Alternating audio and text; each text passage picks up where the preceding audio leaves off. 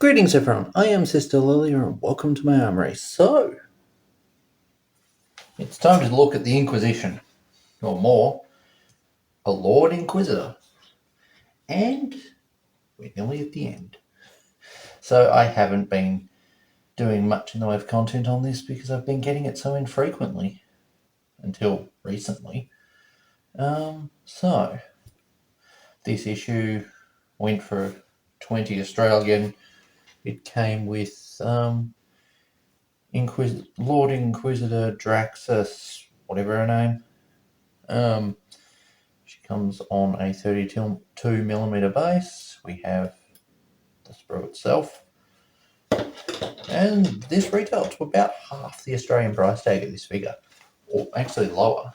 But yes, this magazine being intended to probably be broken up and put into parts in the bigger issues, doesn't like staying together. Not that you probably want to keep it together for too long if you're going to keep it. Yes, we've got the inside page. We've got a kind of breakdown on her. This Inquisitor has a particular dislike for the necrons, or maybe obsession might be the better term, that sees her chasing after them and being willing to work with Xenos races to try and take them down. It's good that she sees them as the threat they are. This magazine's lore isn't just involving her. We've got now we have got a few missions that relate to her and the sector that she's involved in, but also we have some lore about how the squats or Leagues of Votan interacted with the Great Rift and the conflicts that resulted from its opening, which is neat, given, if memory serves, the squats were only introduced partway through the start of this magazine. I'm not terribly surprised that they only appear near the end of its run. So yes, we see some lore for them. We see a whole lot of story relating to her chasing down Zeresh, Lord Zeresh, who is next week's one, or the final issue. Now we see her with some sisters. We have the instructions for her, both building and a whole section on painting. We have her 9th edition data sheet, not her 10th edition one. I don't think they could be bothered updating the rules for it partway through because, yeah, that would have been a lot of work. And it would have meant that this magazine would have changed significantly between what England had and what Australia had, in order to require more work than they probably wanted to put in. We've got some tutorials on her abilities.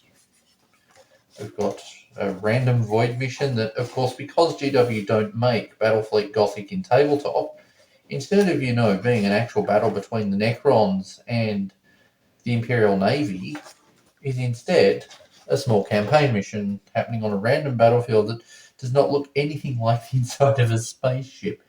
If ever there was a time to give us a version of the battle map that you get in the starter edition for 10th edition, and some either Zone Mortalis or Imperial Navy ship interior terrain, it would be for doing a mission like this. Then we have the kind of plug for the GW stores themselves, the back of the issue showing off Ceres, and we have a system at war, which covers things. It says something about an Imperial victory on that side, and Necron victory. Is that in frame? We've got a Necron victory on this side, we've got an Imperial victory on this side. I do like the mirroring going on with their eyes. We've got a hobby chart that's talking about different factions and suggesting that you collect them all.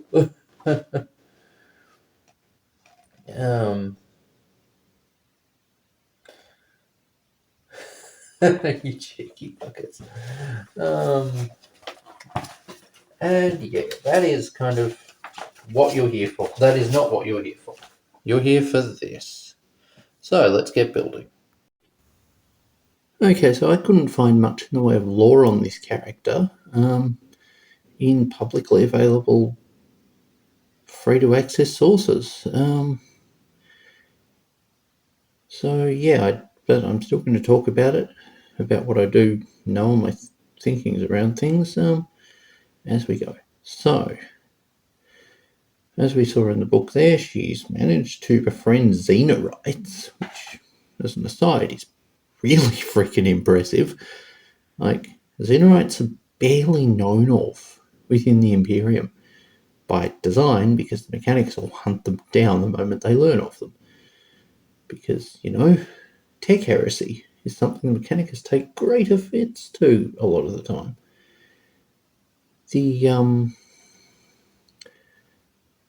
And yeah, that they were going on joint missions seemingly is impressive. Now, she has had her run-ins with Illuminator Zeras, the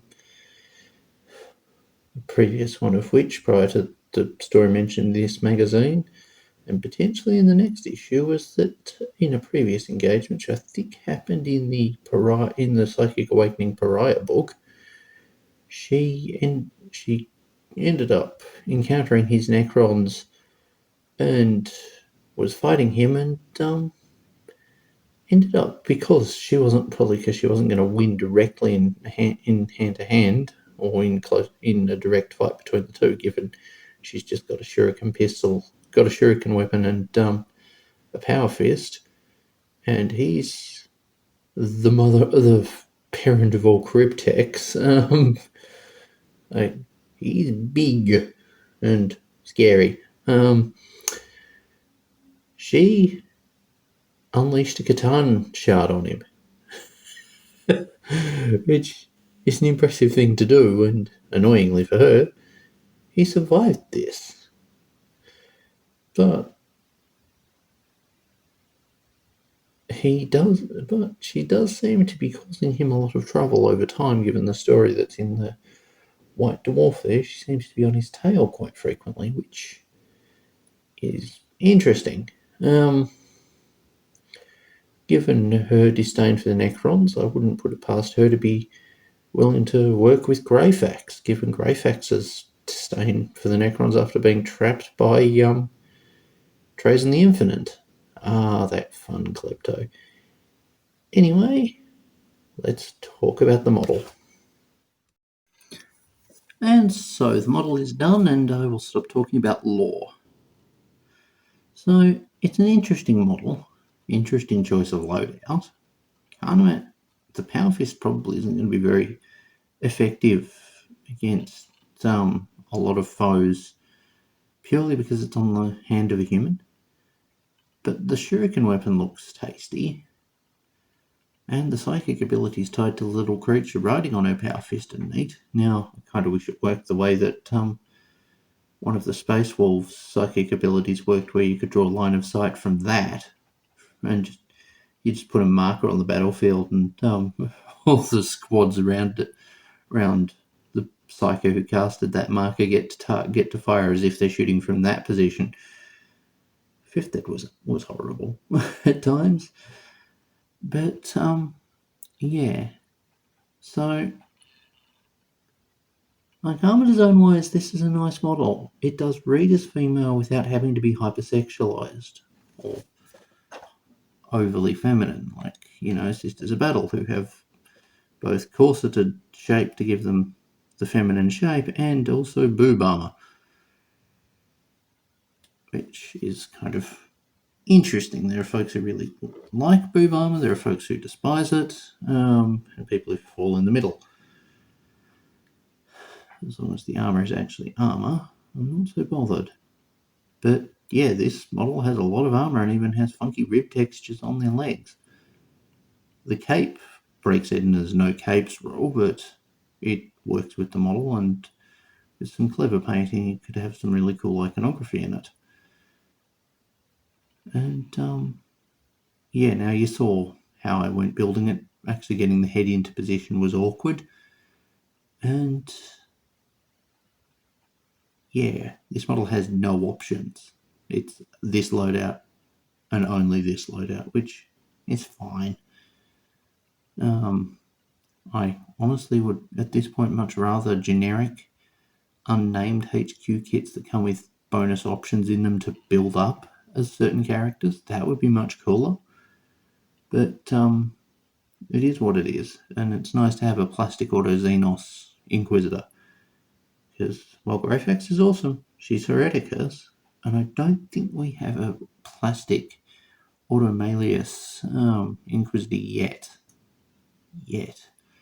Given how Codex Imperial Agent seems like it's a thing, we'll probably see a plastic one with it. But yes, how does this model scale with others? Some of you might be wondering if you haven't bought it. Well, let's put it with a Space Marine from the Heroes line. Now, its base makes it a bit taller, but that isn't necessarily a bad thing, because it does look taller. Now, she isn't as vertically posed, but still pretty decent. Terina Palos is kind of about the same height as her. Terina Palos is on a bit more base, so she's a bit more obviously taller. A Sister of Silence. I'm not getting into the current drama with Custodes. That deserves its own video when there is more time and everyone's calmed down. But yeah, like proportions wise, the Sister of Silence really does ram home the female armor, like the massive Madonna chest. But yeah, like I'm not a fan of the pauldron that's got the skull on it that's got the creature skull on it instead. But oops, he does not want to stay up. Nope. Let's just put some blue tack under his foot. This is probably not the last time you're going to see a Thaddeus the Purifier model this month. Foreshadowing. But yeah, you see how he kind of compares to how she compares to a priest, the named Blackstone Fortress priest. Like, my favourite part of her model is the little dragon. My least favourite part of the model is that creature skull pauldron. And I do find her design to be quite interesting. But yeah, anyway, I've probably rambled on long enough about this model. If you can pick it up on sale, go for it. It's a nice model. It would also form the base for quite a few cool conversions if you wanted to put in the work on that front. I personally am tempted to get more of it from some of the stockists of the Imperium mag, so as to have more for conversion purposes. But yeah, what are your thoughts on this model? Do you like it? Do you hate it? I'd love to hear in the comments. Anyway, thanks for watching. Bye.